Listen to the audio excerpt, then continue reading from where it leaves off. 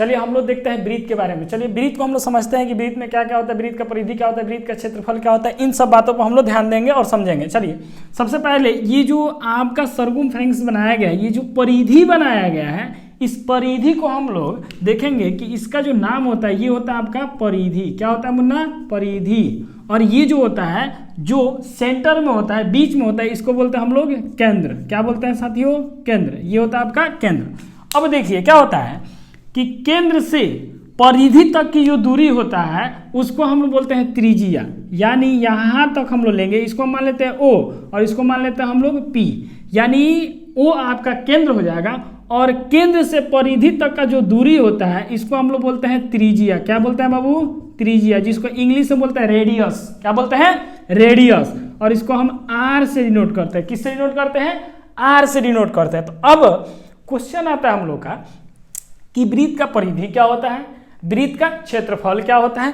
तो ये पूरा जो होता है ना आपका पाई के बराबर होता है। क्या होता है? परिधि जो होता है पाई के बराबर होता है। तो देखिए हम लोग देखेंगे सबसे पहले वृत्त का परिधि। वृत्त का परिधि, तो देखिए वृत्त का जो परिधि होता है, वृत्त का परिधि जो होता है वो होता है 2πr। क्या होता है? 2πr। दूसरा हम लोग देखेंगे कि वृत्त का क्षेत्रफल क्या होता है। वृत्त का क्षेत्रफल, तो वृत्त का क्षेत्रफल जो होता है वो होता है आपका πr²। क्या होता है साथियों? πr²। अब हम लोग ये जो होता है, देखिए अगर इसका हम लोग डबल कर देते हैं इधर, यानी इस त्रिज्या को फिर इधर हम बढ़ा देते हैं, तो इसका नाम हम दे देते हैं Q। तो अब ये भी R हो जाता है और ये भी R हो जाता है। तो क्या होता है कि इसको बोलते हैं डायामीटर। इसको बोलते हैं डायामीटर, यानी व्यास बोलते हैं। क्या बोलते हैं? व्यास। तो D जो होता है 2R के बराबर होता है। वो कैसे होता है? तो देखिए इधर भी त्रिज्या आ गया आपका और इधर भी आपका त्रिज्या आ गया, यानी ऐड करेंगे तो 2R के बराबर हो जाएगा। अब कहा जाएगा कि R का मान बताइए क्या होगा। तो R का मान जब निकालेंगे तो इधर ये गुना में है, इधर किस में है बाबू?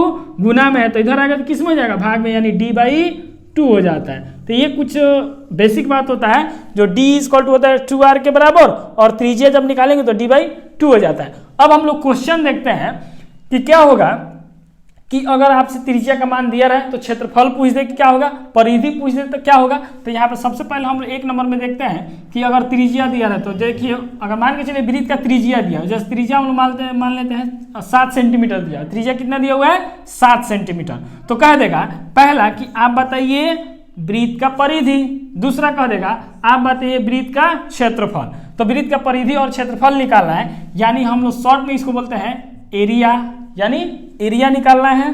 पूरा वृत्त का क्षेत्रफल निकालना है और परिधि मतलब सरकमफ्रेंस निकालना है। तो दोनों का निकालना है, तो दोनों में हम लोग सबसे हम लोग को कि 2 है तो 2 रहने दीजिए। पाई का मान जो होता है 22/7 के बराबर होता है और R की जगह पर क्या रखेंगे? 7। तो 7 से 7 क्या हो जाएगा? कट जाएगा। तो 22 में 2 से गुना करेंगे तो कितना हो जाएगा? 44 सेंटीमीटर आपका हो जाएगा परिधि। दूसरा में हम लोग निकालेंगे स्क्वायर, तो पाई का मान क्या हो जाएगा? 22/7। R मतलब R का डबल करेंगे, यानी R का मान हो जाएगा 7 का होल स्क्वायर, यानी 22/7 × 7 × 7। तो एक साथ से एक साथ कैंसिल, बचेगा हमारे पास 22 × 7। 7 दूना 14 के 4 हाथ में, 1 7 दूना 14 1 15, यानी सेंटीमीटर स्क्वायर। और क्षेत्रफल को स्क्वायर से दिखाया जाता है। तो उम्मीद करते हैं आपको ये वीडियो पसंद आया होगा। लाइक कीजिए, शेयर कीजिए, कमेंट कीजिए।